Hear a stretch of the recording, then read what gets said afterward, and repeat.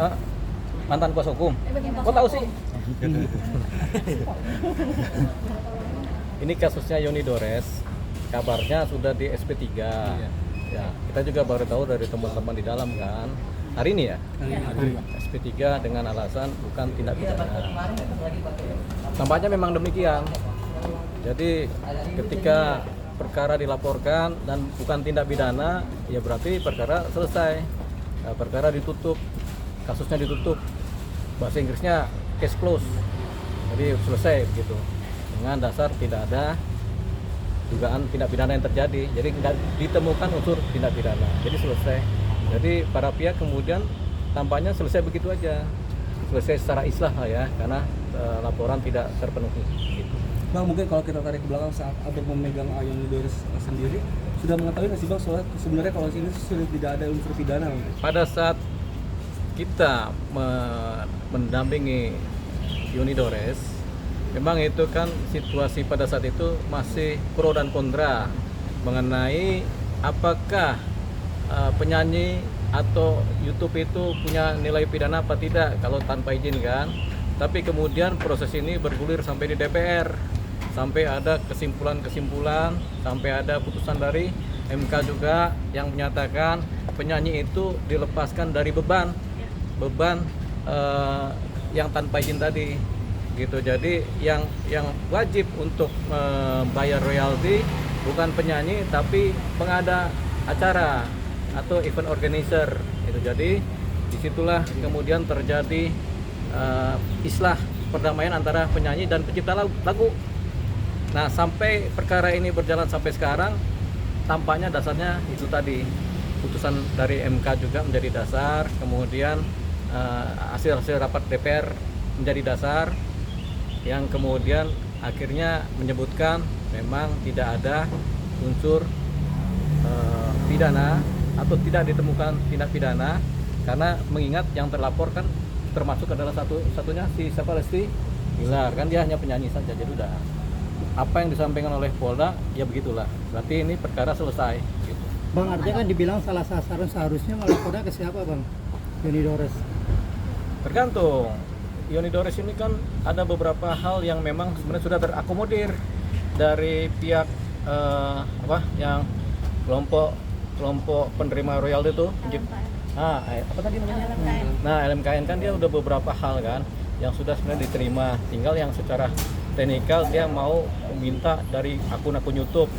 Nah, itu kan akhirnya kan jadi laporan polisi kan. Tapi sejauh mana tim penyidik bekerja sudah maksimal tampaknya, sampai akhirnya setelah gelar perkara mereka mengambil kesimpulan bahwasanya tidak ditemukan unsur pidana. Jadi mau nggak mau harus dihentikan. Demi apa? Demi hukum begitu. Bang, keputusan Abang itu sendiri juga mengurus royalti dari media platform itu. Nah, itu nanti didalemin karena ada juga yang mengurus itu. Sementara kan kalau YouTube misalnya belum diurus, tapi tampaknya sekarang itu semuanya udah harus diurus tuh sama LMKN supaya tidak terjadi yang namanya perselisihan antara penyanyi dengan pencipta lagu, terutama pencipta lagu ya.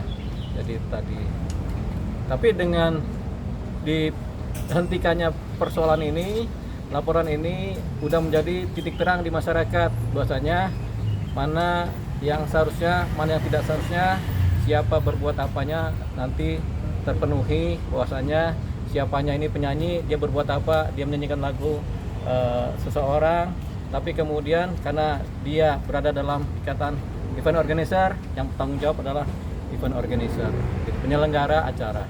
Bang, mungkin waktu saat Abang memegang kasus Yoni Dores sendiri sempat ngasih saran mungkin jalan lain. Ya, kalau kita kan selalu jalan yang ada solusinya, yang ada sama-sama silaturahminya, bertemunya kan. Tapi kadang-kadang jalan nasihat itu kadang-kadang bisa didengar, bisa tidak kan. Itu kan masalah kepentingan pribadi dari si pelapor Yoni Dores ya. Tapi ada saran-saran seperti itu sih ya, mengingat ini masih di wilayah abu-abu yang belum pasti gitu. Untuk mendetailkan persoalan pidananya harus penuh penelaahan secara mendalam materinya begitu. Jadi daripada itu kita telah mendalam dan suruh kerja pihak kepolisian sampai mereka matang di ilmu itu, mending kita upayakan perdamaian kan. Tapi itu sampai sekarang ternyata belum terjadi.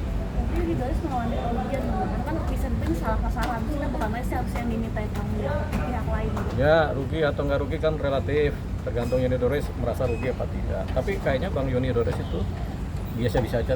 Yang penting dia sudah meluapkan rasa tidak adilnya melalui laporan polisi kan. Tapi sayangnya laporan polisinya kan kemudian dihentikan dengan alasan bukan merupakan tindak pidana. Bang, sebagai mantan kuasa hukum, apa pesan abang setelah lapornya dihentikan kepada Sebenarnya Unidoris? sebagai mantan kita ini kan kamu bicarain mantan kita kan, gitu kan takut kita kebawa perasaan kan begitu kan. Nah itu pertanyaan apa tadi?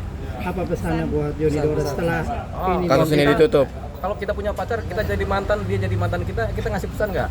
Nggak, kita juga nggak. Salah nih ditanya. Ya, Oke, aman. aman. Sip, makasih Pak. Terima kasih banyak.